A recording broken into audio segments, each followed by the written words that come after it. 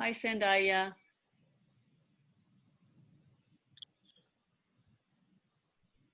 I don't know, maybe she can see in the chat.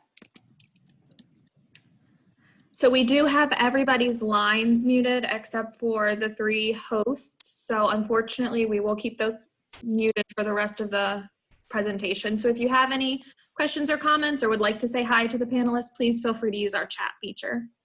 Oh, sorry, I spelled her name wrong. I got my H and Y misplaced.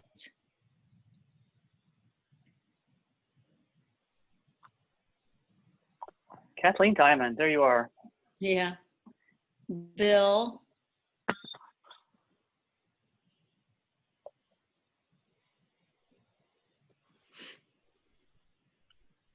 Well, welcome everyone. Today we have our second ALC Bridge webinar series. Today we will be talking about how to prepare students for language boosted careers with localization education. Today for our presentation, we have hosts Steve Lank, Dr. Mary Reisner, and Adam Wooten, all of which are ALC Bridge committee members and all have been very active in the education space. So welcome everyone. Before we get started, as I had mentioned a little bit earlier, we are going to keep all of the lines muted.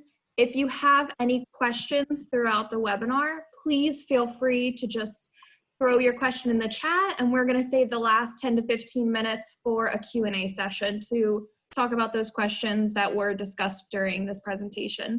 As always, we have a bunch of other events coming up within the ALC community. A couple roundtables, and in the middle of July, we actually have our 3rd ALC Bridge webinar. So please make sure you're saving that on your calendar and making sure that you're registering for that event. It should be an awesome presentation. We have a couple folks, students actually, interns from Carnegie Mellon, who are going to be on the panel discussion talking about why it is important to have translation and interpretation in the language education sector. And just as one final quick reminder, the ALC industry survey, the deadline has been extended to participate in that survey. If you don't have any information on that or you would like to participate, here's the URL at the bottom. As always, feel free just to visit our website and take that industry survey. All participants of the survey either get complimentary results or at a hefty discount. So please make sure that you're taking that survey. Well, without further ado, I'm going to give the reins over to Mary Reisner. Whenever you're ready to get started, go right ahead. Okay.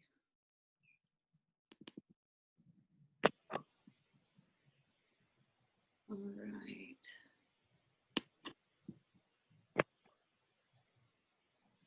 Good afternoon, everyone. Hold on, let me see here. Why am I not? There we go. Sorry about that. So, good afternoon, everyone. Welcome. Thank you for joining us today. I know there are a lot of great webinars being offered this summer as we're all kind of trapped at home. So we appreciate your giving your time today to be with us to learn more about localization education.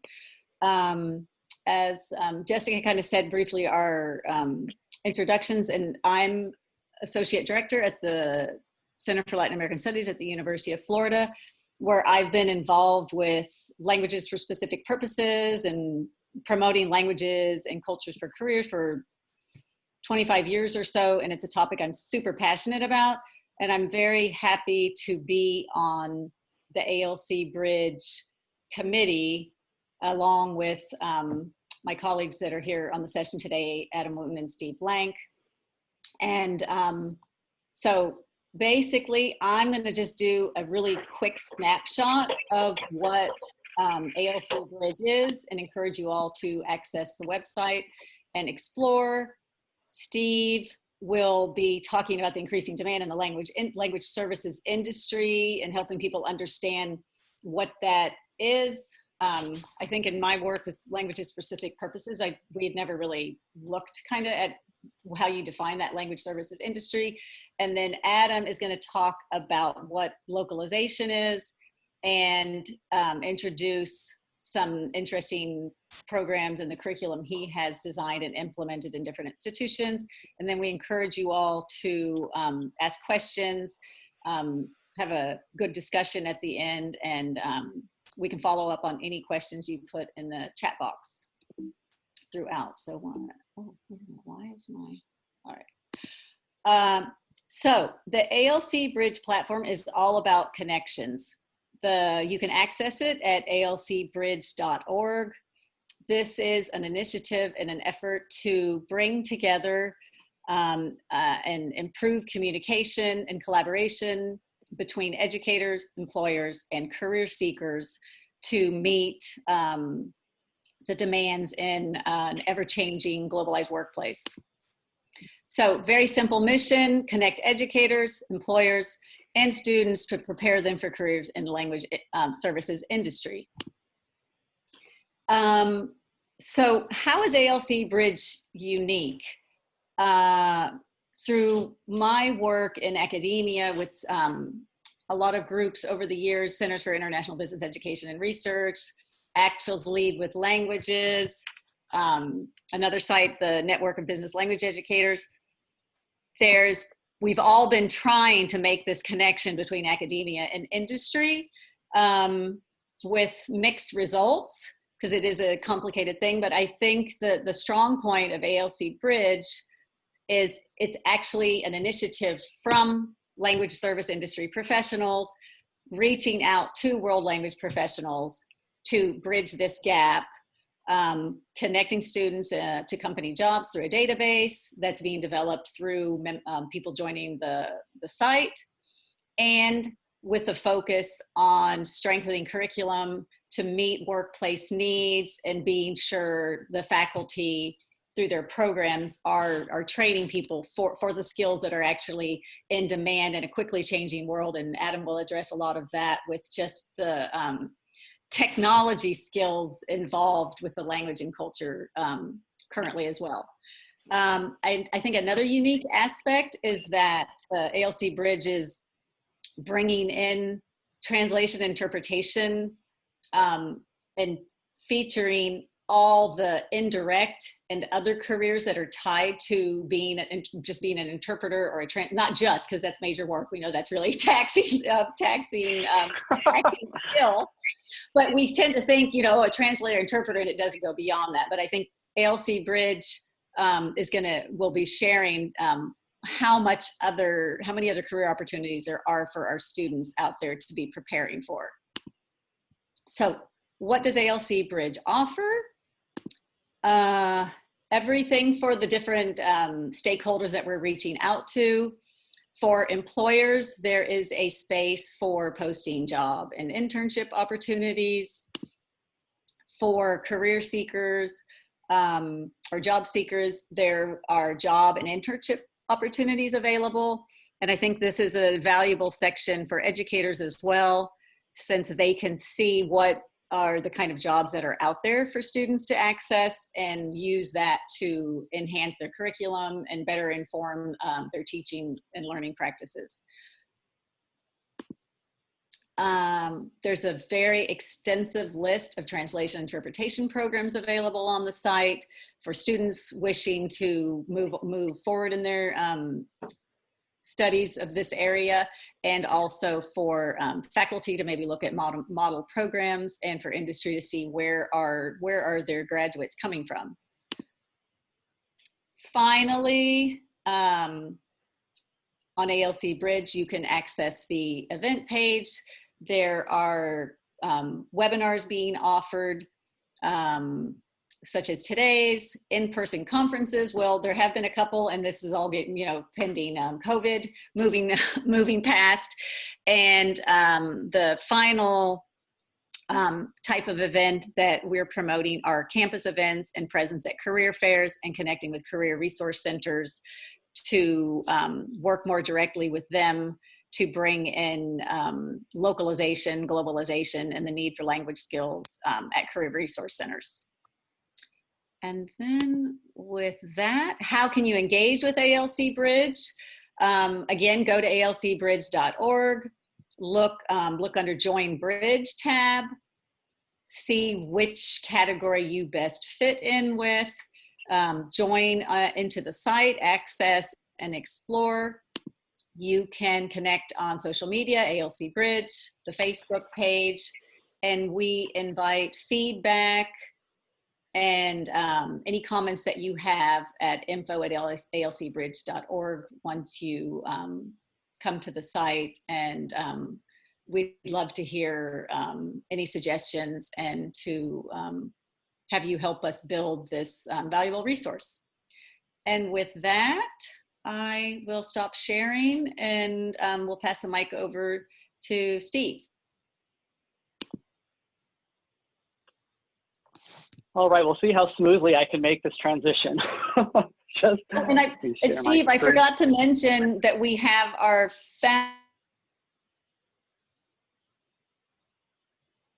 founder, Kathy Plath. All right. Okay, 1 second. Okay. So do you see my screen? Yes. Okay, good. I will get started then. Okay, so my name's Steve Lank. I'm the VP of Translation Services at Cheska Linguistic Services based in Denver, Colorado, but I actually work from Washington, D.C. So Just as a heads up, Steve, we're seeing your presenter view real quick. Oh, sorry. Move that over here. Oh, why did I do that? Okay. Not sure why that's happening. Let me try again. Okay.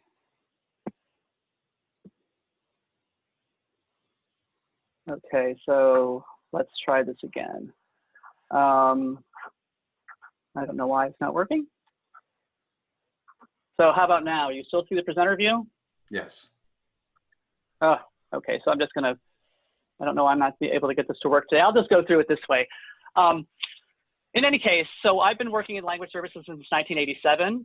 And I'm just a sort of a huge cheerleader for the industry. I love my work and I want everybody to love this work. And so I'm very excited to talk to so many people who are interested in careers today, and also in and or training people up to enter the market. So one of the big problems that we have in language services at the moment, I think, or language in general, is that people don't know what you can do with a language services job, right? I know that when I was going to school and I told my dad that I wanted to go to school to study Spanish, he was just like this guy. Just name one thing you can do with the language services or a language degree, right? We didn't, I didn't know. I just wanted to go study Spanish. I knew that I loved Spanish, and I have to say that probably, I've been working, consistently for 33 years in language services. I never had, besides my first job, like right out of college when I graduated, working in a car rental place for the summer, saving money to go to Spain. I have worked in language services for 33 years, and I think a big part of my motivation to make sure that I was successful was to prove to my father that you could actually have a career in language. But in any case, so I think we have to sort of switch this narrative, right? Because part of the problem that we have in language services is, it's in translation and interpreting. If you're doing a good job, people don't know you're there, right? If it is clear to somebody that something is a translation, or if an interpreter is too front and center, then that's a problem. Then you're not doing your job the way you should be. We're in the background, we're facilitating communication, and if we're too readily apparent to people, then that's problematic. But I think that we have let that sort of filter into like how we promote the industry. There's a huge need, and certainly in the US, in this country alone, for language services and worldwide, and we need to do a better job of promoting that and letting people know before they go to college, before they go to school and start pursuing a career, by the time they get there, that yes, they can have a career where they use their language, yes, they can support themselves, and yes, they can be successful. So I would like to flip that narrative to the degree that we have people actually cheering our children on when they decide that that's what they want to do. My kid's going to school to study languages and study translation and interpreting, is going to enter the workforce as a translator interpreter to help facilitate communication. I think that we need to be cheerleaders for that. We all love what we do, and we need to make sure that we want others to love it as well. So first myth that I want to let people know about to sort of bust a little bit is that you can't make there's no money in language services. That's 100% not true. I'll show you a little bit of statistics later on about what you can expect in language services, but you can indeed have a career. A lot of it has to do with how driven you are, language combinations, subjects that you work with, et cetera, et cetera, et cetera. But language services provides a lot of opportunity. Language services touches every aspect of the economy. So it's not that you decide that, for example, that you're going to be a chemist or biochemist and you're going to work here doing this one particular thing. Language services touches everything. It can be marketing. It can be a documentation department. It can be training. It can be HR. It can be legal. It can be anything. So sort of the sky is the limit when it comes to language services, and you can have a very lucrative career and support yourself. So I want to make sure that people know that. The other thing too is as Adam mentioned in his teaser for this webinar, is that language services is pretty recession proof.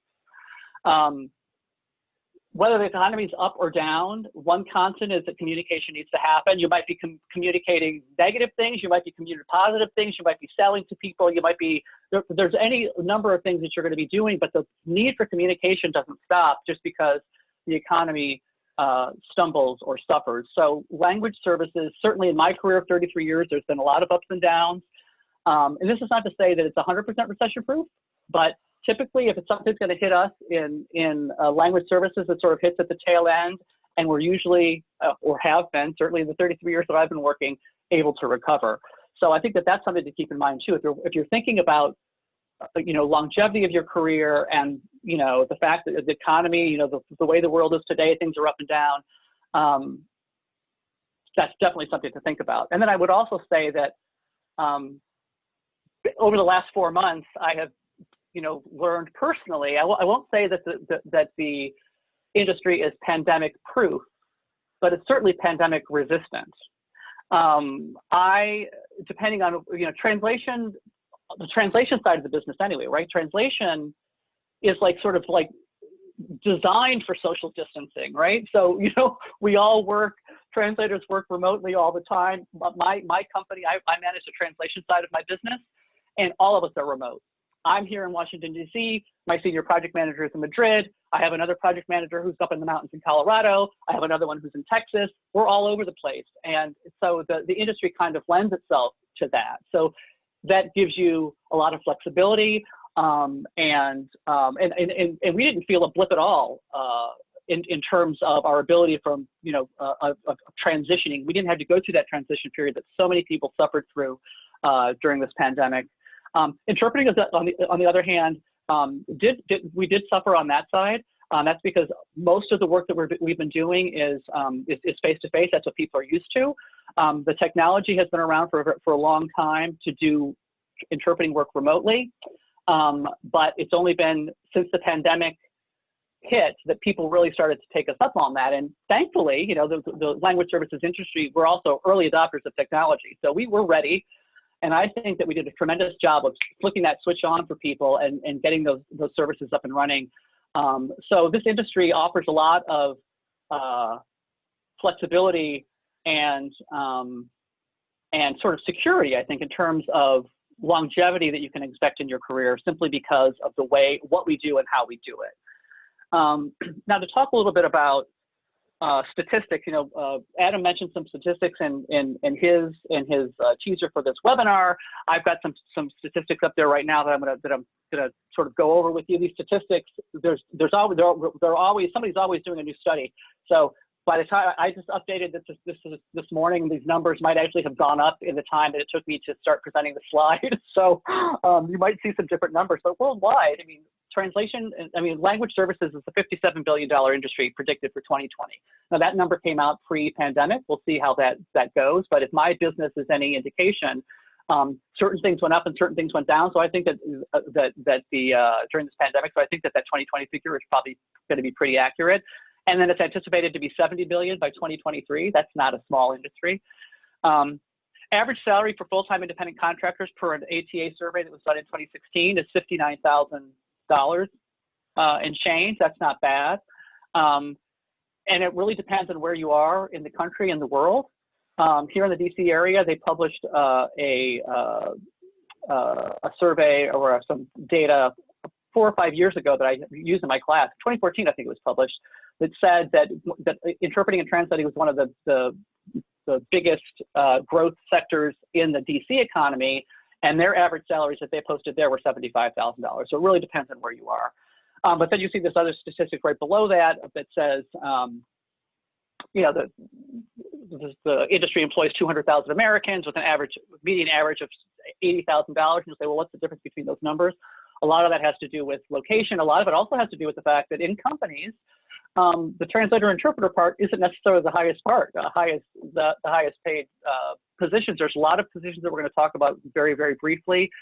Just like any other industry, there's all kinds of management, upper management, executive management, C-level positions in this industry that as you progress through your career, give you opportunities for growth. Worldwide, according to NIMSY, there are 1 million people working in the translation services industry, so that's not a tiny thing either. A lot of growth in the industry on a year-on-year basis since 2005. We show growth of 5 to 8% per year, which is much higher than average. U.S. News and World Report lists interpreter translator as the top best creative media job list for 2020. And then just another random statistic that University of California San Diego Extension listed interpreters and translators as #1 on their 2017 list of emerging careers for college grads. So a lot of need, a lot of opportunity. So those are the great statistics now, right? So now we're going to talk a little bit about what's needed, what's sort of missing. So Axel published this report that you can see sort of on the bottom of the screen where you can get the full report. You can go online and have a look at that. That gives us all an idea of what the need is for US. This is for US businesses, of course. So you look at this and then you blow it up if you're talking about worldwide. 9 out of 10 businesses surveyed indicated that they rely on employees who have language skills, that they need language skills. 56% of them have said that they anticipate that need is going to grow. But then if you sort of take a look over at that green section over there, 1 in 3 of them says that there's a skills gap, that they're not getting what they need, that they need people with these certain language skills, and that 1 in 3 of them is saying that they don't get that, and 1 in 4 have said that they've lost business as a result. So you see on the previous slide that there's a huge, there's all kinds of opportunity there, but we don't have enough people that are coming in to actually do the work. And interestingly too, at the bottom of the screen, you'll see this 47% here. This again is a survey of US-based companies. 47% of them say that they have their language need for domestic use only. That's a big change. When I've been working since 1987. I left the country in 2000 to work overseas. And at that time, all the work that I was doing prior to that was for export. When I came back in 2008, virtually everything that we did, well, it was probably 80% of what we did was for the domestic market, just in support of our immigrant populations and the growing Hispanic population in the US, the Spanish-speaking population. So I would say now, I've been back since 2008, it's 2020 right now, I would say about 90% of my business is for consumption in the US. So there's a huge need in the US. And I think that as a result of that, more and more people are having interactions with people who provide language services. So that's kind of good for us because it's sort of raising the profile. But in any case, so there's this huge need, huge opportunity. On the other side, we don't have enough people entering the market, and I'm hoping that what we're saying to you here today is going to encourage many of you to implement programs in your schools to help train, and for those of you who are studying to actually pursue a career. Now, some of the bigger industries in the U.S. that have the biggest need: healthcare and social assistance. That's sort of a no-brainer. Huge area. Trade, business, education services. We do a ton of work in my company with schools, a huge need there. In the Denver Public Schools, which is one of our clients, they have 183 languages represented in their district, and they provide translation and interpreting services for as many of those as they can. They focus primarily on the interpreting side. So I would say on average every year we provide them with 120 languages. Hard to find those people to do the 120 languages if you don't have people who are training, who are having interest, who know that their language skills are valuable. And then you've got, of course, got professional and technical services, and then interestingly, construction. And that's again going to be for working from the HR perspective, working with laborers who work in construction who are not English speakers. So a huge need in the U.S.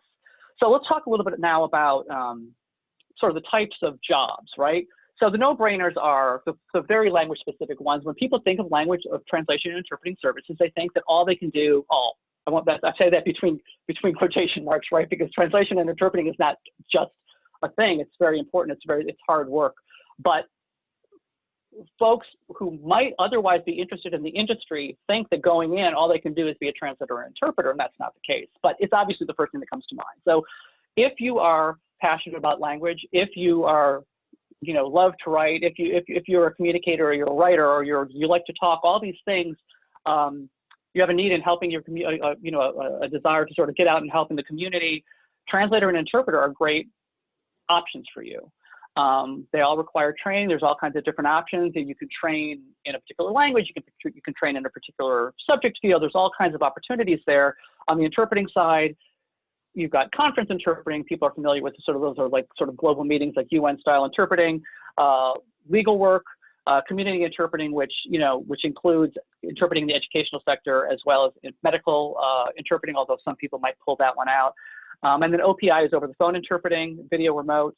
And then RSI is what we're now calling the remote simultaneous interpreting, where with these platforms that are designed specifically to provide interpreting for multilingual meetings. So lots of opportunities for those of you who want to go into translation and interpreting specifically. However, there's a lot of other jobs in the industry that are either partially translation and interpreting or sort of only related. You've got localizers, which are people that are working on, on taking the product and helping to adapt it in such a way that it looks and feels as if it was developed in that particular market for that particular market. So this is not just about working on the linguistic content, but it's also working on formats and working on graphics and colors and things like that. So there's a whole lot of things that go into localizing. Transcreation is sort of an up-and-coming sector of the work that we do, primarily for marketing materials, sort of a form of localization, I would say, although some of my colleagues might disagree. But basically to take marketing material that is designed for one locale and help take that into a new locale and adapt it for that target audience to entice them to buy those products. Then there's there's work that you can do to linguistic QA and testing, whether you're checking a website to make sure that it works properly after it's been localized, or a piece of software, or games. Gaming is huge in this industry. There's a lot of work that goes on in gaming. Terminology is hugely important. Larger companies, software publishers in particular, who do a lot of localization, have a need to have their terminology managed and to make sure that it's consistent across the board and it's being consistent from language to language, and that everybody is applying that properly and they're using the right terminology. In some cases, terminology needs to be created. You might be a language lead or a lead interpreter for a group within a company. There's machine translation post-editing, which is the editing of content that's been translated by machine. Obviously, that's the name. But machine translation is here to stay. It's getting better and better, but it still needs human intervention to work on that. Subtitling. There's more and more opportunity. It's become much more not cost-effective to do video subtitling, video dubbing. It used to be very expensive. Now it's become more affordable for companies to do it. So more and more organizations are translating and subtitling and/or doing voiceover for their video. So that's a place that you could focus on. Being a transcriptionist. I mean, a lot of times there's no transcript of a script that needs to be translated for video. Requires somebody to sit down and listen to that and do that. Audio translation, which is a new one for me. A colleague who works in the FBI says that they regularly work from audio tapes and they go directly to translation. That's a skill that I can't even imagine. It's kind of a mashup of translation and interpreting together. And there's cross-cultural consulting. I mean, any of you who have a second language or have come from another country probably have experience with people asking you about your country or how do things work there, et cetera, et cetera. you can take that knowledge and sort of build that into part of your career as well, helping people to decide how they need to address certain things, aspects of a localization project that they're going to doing, or what markets make the most sense for them to go in based on what their what their product is and how they need to manage that for particular languages and cultures. So there's a lot of interesting things that can be done above and beyond what we consider the straight translation and interpreting. So there's many different gradations of the work, right? And then I've titled this part non-language specific jobs, but my personal opinion is that, like with all of these jobs, it helps to have a language background. I think that the best people who are doing these jobs are the ones that have an understanding of how language works and how localization and translation and interpreting work. But project management, nothing happens without, I mean, you might be very, very passionate about language and be very interested in language, but not really want to be a translator or interpreter. Project manager within a client company who has a localization department, or a language service company that works with companies to provide localization services is hugely important. Nothing happens without a project manager. Then there's the talent recruiters and managers within companies, like sort of the HR, essentially. Quality managers. We have a number of different standards in our industry that we all are trying to adhere to. Many larger companies and certainly language service companies will have somebody within their company who manages that, the quality assurance aspect, the quality of their product. Desktop publishing specialists. If you are a designer, and you're familiar with any number of different, Adobe products, anything to format, and a lot of people do a lot of their documents in Word, but InDesign or FrameMaker or Publish or any of these different designs, it's one thing to do it in English, but another thing altogether to do it in Arabic or Urdu or Burmese. So if you have the talent for managing multilingual content in that structure within, as a specialist, that's something that's very highly needed as well. Tool specialists are needed. People who are familiar with machine translation and computer-aided translation tools, CAT tools, translation memory tools, we also call them. Engineers are needed for localization and internationalization in order to sort of, internationalization to make a product, ensure that the product is ready to be localized in the end. Schedulers and coordinators on the translation side, trainers, interpreting technology experts. So there's like tons and tons of opportunity for things above and beyond the actual translation and interpreting work that might be interesting for somebody who's studying language. And also, this is like the big four-letter word, sales. Sales are hugely important. Obviously, you can't get any work if you're not selling. I know I teach this in my course. I teach a sort of basically a translation of the business course at the University of Maryland. And that work is, you can't, I mean, even as an independent contractor, even as a freelancer, you might not think you're selling, but that's what you're doing. You can't get to work unless you sell. So, so that's something also to think about. Best salespeople, again, in my mind, are the ones that have been through the process, who really understand the process of translation and localization and interpreting. And then, of course, there's the upper management jobs like that exist in any company. Senior manager, director of X, VP, like a senior VP, chief of, X officer, all these different things. So there's a huge career path, I think, for people that are interested in language services. And I think that I'm a testament to that. I started out as a translator. I moved into project management. And then I was doing translation and initially, and then project management and vendor management, and then sort of all the way up, and have been doing that steadily, as I said, my whole career. So lots of opportunity out there. But this, what I have given is only sort of a list of, not certainly an exhaustive list of what's available. My colleague Winnie Hay, who's also on the phone here today, I believe on the webinar today, is the career advisor at the Middlebury Institute of International Studies at Monterey in California.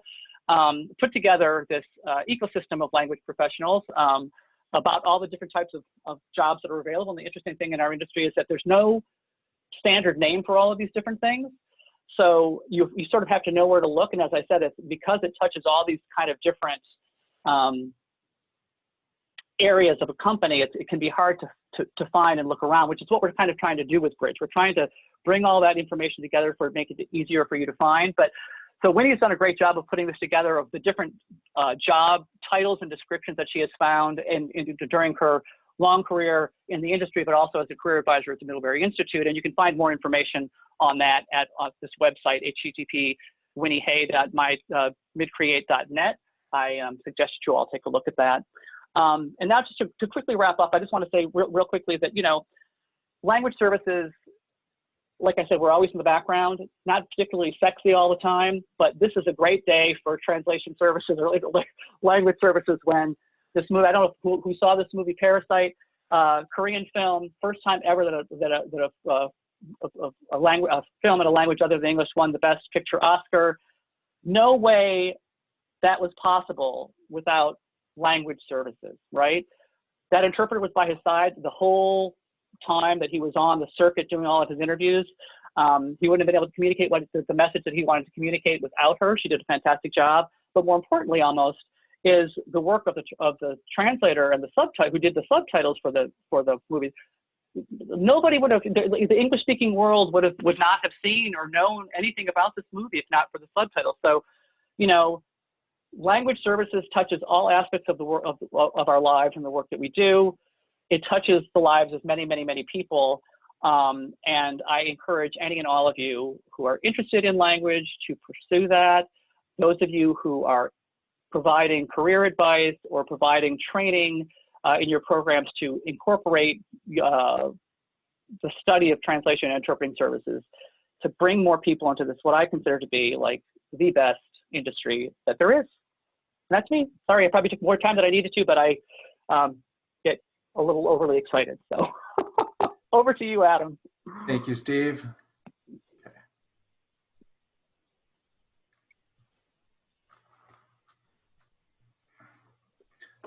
Okay, so we've been talking about this opportunity to prepare students for language boosted careers, and Steve, and also the teaser video for this webinar talked about the very high demand for language skills and how often that demand needs to be, those language skills need to be combined with technical skills and business skills and other skills. And fortunately, there is an increasing number of students who are likely to start with international and bilingual strengths. So there is this great opportunity to give students an advantage combining these language skills and these cultural skills with other skills that are already being taught at every university. Unfortunately, we do see that traditional language programs do face a lot of decline. And part of that may be an image problem. That unfortunately, a lot of students don't see how language skills can be used in many different ways other than just teaching language. Fortunately, we have seen a lot of growth in programs like language for specific purposes, and we're seeing a lot of growth in localization education, as we've seen at our STEM program at the Middlebury Institute of International Studies, which has a master's in translation and localization management, which, by the way, is a STEM program that has 2/3 of our graduates are female, which really breaks the mold and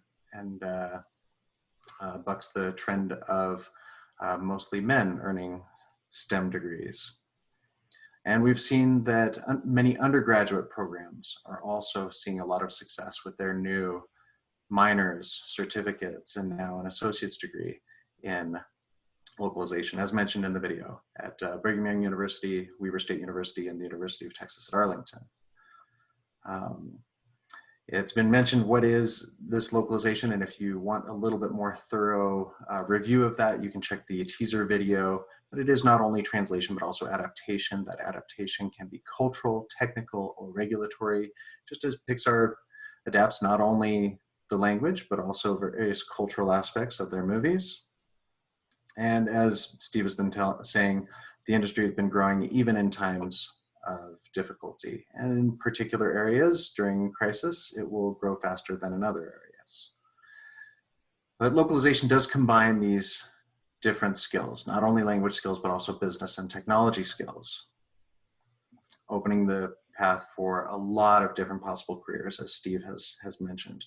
So many colleges, undergraduate institutions that already have some kind of translation program or even just a language program could rather quickly add something like a localization minor or certificate. Many schools that already have a translation program that also has a translation technology course could create something like a localization minor with only a new localization course. Or if they don't yet have a translation technology course, you could add that as well. But in the worst case, most universities could add something like a localization minor or certificate with only 3 new courses. And that could be done with the help of many alumni that you probably don't know already work in localization or work nearby.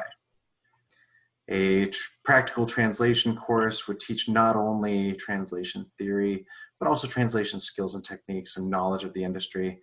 And with the translation industry employing hundreds of thousands of translators worldwide, there are likely professional translators nearby, near your university, that could likely help with this if you don't already have someone on staff to do it, someone who could help as an adjunct. A translation technology course would explore many different types of technology, including computer-assisted translation that helps professional translators, as well as machine translation and translation management systems. There are a lot of different technologies that could be taught, as illustrated by this chart from NIMSY Insights, a think tank in the industry, showing that maybe some of you have heard of technologies like translation memory, but there's a lot more technology out there as well that are needed for many of these various jobs that Steve described in his part of the presentation. But in this type of course, it's not just explaining, okay, here's what these buttons do in these different technologies, or here's what's going to replace human translators. It's about teaching students how to see the most success with translation technology when they understand what it is that machines do best and what it is that humans do best. Because machines can store and recall large amounts of information, automate and accelerate things that humans can't, but humans still do things much better than machines, like reconciling ambiguity or performing creative tasks.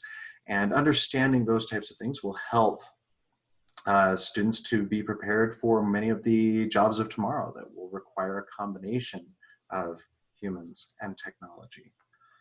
Something that I teach a lot of my classes is that in my translation technology classes is that the ultimate goal for translation technology has been to achieve fully automated, high quality translation of unrestricted text. However, that's simply not been possible. That's only been possible in science fiction movies. And so far, we've only been able to achieve a combination of any two. We can achieve fully automated translation of any text if we don't care about the quality. We can achieve fully automated translation that is high quality if we restrict the text to be very controlled. But if we want something that's high quality, regardless of what the text is, we need human involvement. Otherwise, we need the artificial intelligence of that. And there are a lot of opportunities in these courses, like translation technology courses and others, to make the courses very practical and project-based. The University of Texas at Arlington, for example, in their translation technology class, they basically create a simulated translation company where students are filling rotating roles and decisions are made by supervisors, report up the chain to a board of directors.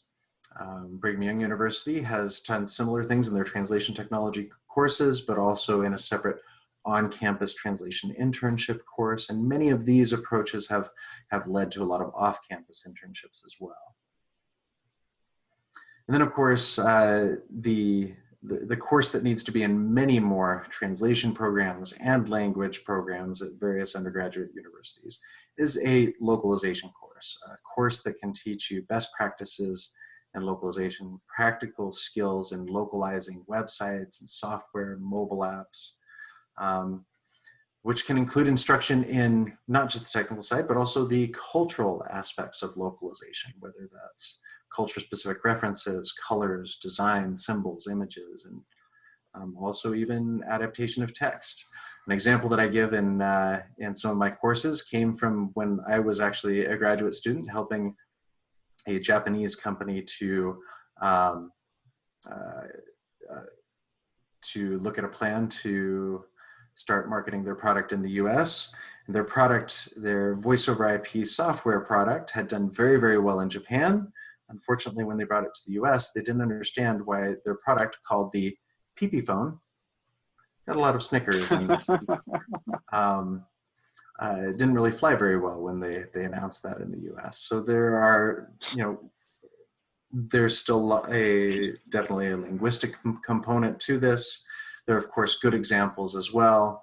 Microsoft, before it launched the Bing search engine, did a good job. It did its homework, like that other company should have, and found that the name Bing had either positive or neutral connotations in almost every country that it researched, except in China, where some Chinese characters that sounded like Bing meant frozen, sick, or diseased. So because they'd done their homework, they were able to add one extra character. So the new pronunciation was Biying, came from the last two characters of a Chinese proverb, meaning ask and you shall find. And the new direct translation was certain to respond or ready to answer. Not bad connotations for a search engine. So again, they had much more success because they did their homework and prepared well. There are also technical issues, though, going back to these technical issues that can cause problems in translation and in localization. This wedding cake, for example, was supposed to say congratulations in both English and in Thai for a Thai-speaking bride. Unfortunately, you can see those characters below congratulations. Those aren't really Thai characters. However, although the characters look perfect when the email was sent to the baker, when the baker opened up the email, it was encoded differently. There was a little technical hiccup there. It was encoded differently. And so they saw instead those junk garbage characters. And to the baker's credit, they were very meticulous at copying down those exact garbage characters, but it wasn't Thai. And so there are technical aspects that need to be looked at as well. For example, in whatever other language you speak, how would you translate this blue text, which is real text that needed to be translated for a social networking platform? How would you translate those characters? You might say, oh, well, I don't have the context. Okay, well, let me give you the context. This is trying to say, okay, it's intermixed with a lot of code. Saying, okay, if there's a particular user that has approved you or someone else as a friend on a social networking platform or as a coworker or connection or whatever it may be, does that help? Okay, that's the context. But still, what other problems might this pose in translation? I mean, how would you translate the apostrophe S? Especially if you as a translator didn't know how to rewrite the code. So there are a lot of technical issues. There are technical issues that can be handled to either help the translator so they don't have to worry about the code, or the translator can learn a little bit about that code to make that work. But there are plenty of examples where translation skills are not enough, but technical skills are needed, either by the same person or by a different person on the team. Okay, so if you're looking to build some kind of localization program, there are a lot of places where you can get help. Of course, you could ask a consultant, as some schools have done. You could contact the ALC Bridge. There are many professionals and educators, part of the ALC Bridge committee, who would be happy to provide feedback and insights. And you may not know it, but you have a lot of alumni who are already likely working in localization. You just don't. You just haven't looked for them yet on LinkedIn, but they somehow accidentally ended up in localization, and they would love to find out that their alma mater is looking at adding a localization program, so that tomorrow's students could get a leg up and have much more of an advantage than the alumni who are already working in this. One career counselor at Brigham Young University paired with professional alumni to really help launch their localization minor. This was the localization minor that there was, according to Forbes.com, was their fastest growing minor at the school. She connected with some alumni, got some training herself, invited the alumni to provide some information sessions on careers for students. Then this career counselor attended some conferences recommended by the alumni, to be able to learn more about it so that she could counsel students, help the students even create a localization club and connect that student club then to alumni. There were plenty of students to fill that localization program, and alumni got even more involved. But yeah, career counselors working together with professional alumni and faculty as well, and administrators were able to do a lot to really grow this program. And even just recently, when I helped Weber State University to launch their localization minor and their associate's degree, we found that there were dozens of alumni working in every type of position: leadership positions, technical positions, management positions, linguistic positions at all these different organizations. Even though Weber State previously did not have a localization program or even a translation program. And that support really helped as the community, more than 10 employers wrote letters of support for this new program saying, hey, yes, if you launch this program, we would love to hire some interns and employees from that program. Other alumni offered to donate professional software, and there was just a lot of great support. And of course, the Middlebury Institute helped to create a memorandum of understanding so that students who did complete that program could, and also completed an internship, got some internship experience, could have a little bit of an advantage when they applied for our master's degree program. So there are a lot of different ways that you could launch a localization education program at your school. And it usually doesn't take much, and there are probably a lot of alumni and local professionals near your university who would love to help you as adjuncts, as employers, and more. So with that, we want to open this up to some questions, and that's I believe that Mary and Steve and I are even available a little bit after this if we go a little bit over. But yes, please, let's open this up to questions. Jessica? Well, currently we do not have any questions, but I did see in the chat that a couple participants have actually joined a little bit late. So if Mary, Steve, or Adam, if you could just speak to how the participants can get involved in ALC Bridge to help with some of these localization or educational issues they're encountering, that would be great. Yeah, Mary, do you want to share a couple of quick pointers there while we're waiting for some additional questions? Well, I just I have a typo. I typed in the alcbridge.org there. I think I spelled it correctly this time. So I think from what we saw in the registrations, there were a lot of universities. Are there any industry people that have connected today? If maybe you can raise your hand or type something in the chat. Anyways, so we have a question for Adam already there, but so.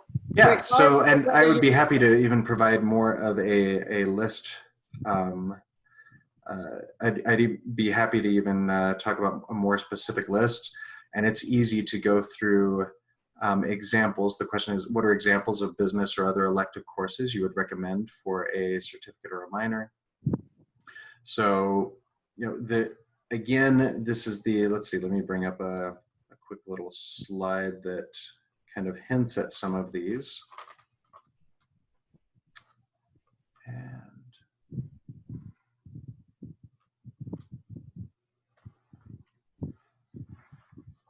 so, there are plenty of business courses. A lot of business schools even have a course on international business that would be relevant, or a course on project management that would be highly relevant, since a localization project manager or translation project manager is a common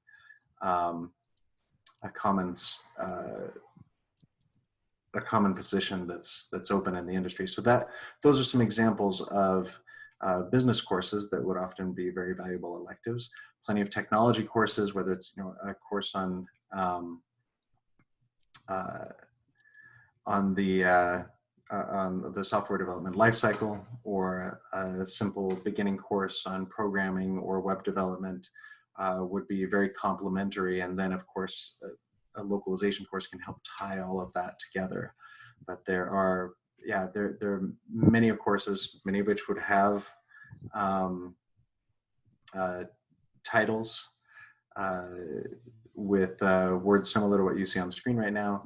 But then even other cultural courses, even courses from anthropology programs could be very relevant and helpful in localization. But yeah, so those are some various examples we've seen. Let's see. Yeah, I've seen certain international marketing courses be used as electives that were very valuable and relevant to localization, and or digital humanities courses that have been very relevant, related to text processing or desktop publishing and design or design for accessibility that are incredibly relevant. I hope that's a helpful start. And Scott, I'd be happy to talk with you about that offline as well. It does appear that that was our last question, but just as a reminder, everyone, you are more than happy to email ALC Bridge headquarters at info@alcbridge.org, and we can happily get you in touch with either Steve, Adam, or Mary should you have additional questions. And as always, please feel free to check out that ALC Bridge website. Mary had thrown the URL into the chat. It's just alcbridge.org. There are plenty of opportunities and resources for educators, employers, and career seekers on the website to help you get facilitated and get some more education in your area of expertise. We have resources for continuing your education, programs, different university classes, just a plethora of information on the website to help get you started in the direction that you want to take for your career path. Well, thanks again, Adam, Steve, and Mary. Well, Jessica, real quick, there are 2 more questions in the chat from some industry people. If you glance over there real quick. Sure. And we can also have them addressed to the info address and once they check out the site and engage that. Absolutely, and we're always available to answer your questions even past webinar, but you're right, Mary. So it looks like someone said, what about a certificate translation bureau? I'm not sure what that question is specifically there. Could you elaborate? P30? Let's see. And then one of our ALC Bridge members, Rosalind Famous, asks, I am on the business side, but am interested in connecting and making the connections between the university programs and the industry. Do you guys have any feedback for her? So I would like to just add for that seems like even sounds a little bit like she's volunteering. I would like to add that in general, this industry seems very kind and generous. There are a lot of professionals who would be very very willing to donate some time to help pay it forward and help students and universities connect more with the industry. So does that sound about right? Or Rosalind, are you looking for any particular tips, or are you just offering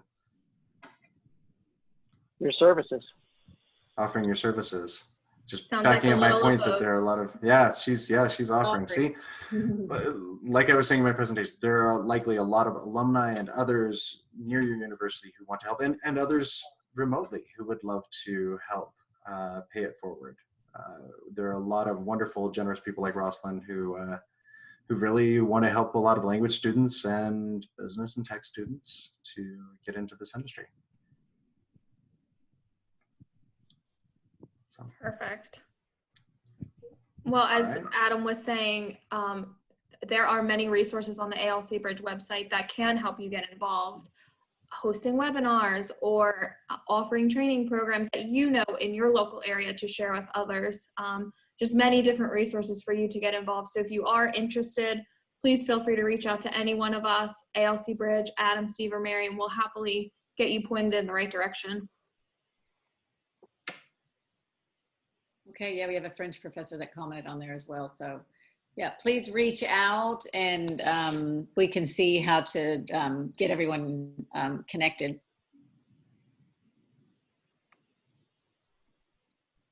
Wonderful. Well, if you have, again, if you have any more questions, please feel free to just continue to reach out. Thanks everyone, and have a great rest of your day. Thank you. Thank you. Bye-bye. Bye everyone. Thank you. Thank you, Jenny. Bye-bye. Bye-bye.